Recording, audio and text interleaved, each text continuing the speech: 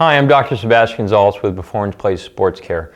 Today we're going to go over a gentle type of hip mobility that you can use while you're seated. I was thinking about this the other day because I was sitting on a chair and then I realized that relatively when you're moving back and forth on a seat like this, or especially straddling one, you're actually just moving your hips and your trunk remains stable. I'll explain more. Okay, so how I typically start is I have people feet flat on the ground, knees at shoulder width. Let's just say we're in a typical squatting position, right?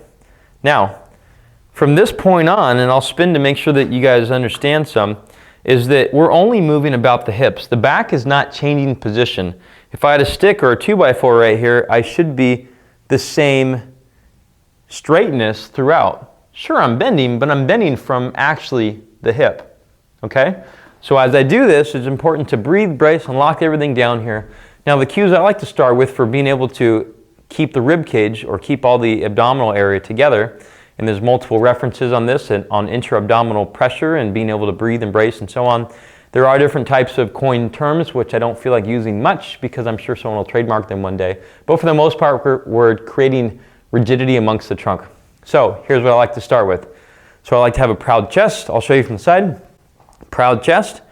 Step one, cough. Coughing drops the rib cage. Next, hand on the sides, breathe, in the nose, out the mouth.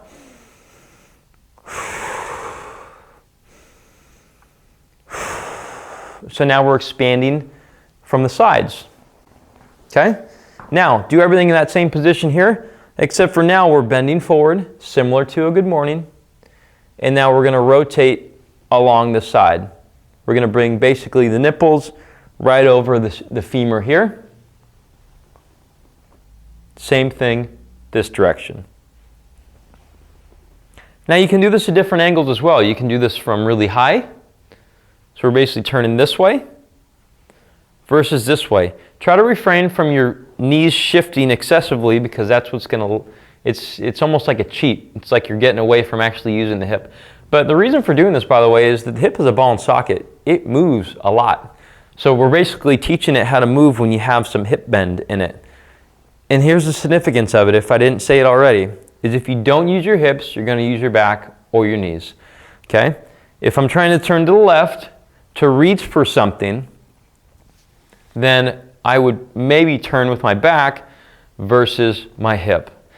And back on that note of back injuries, a lot of back injuries happen with flexion and rotation under load, which creates some shear.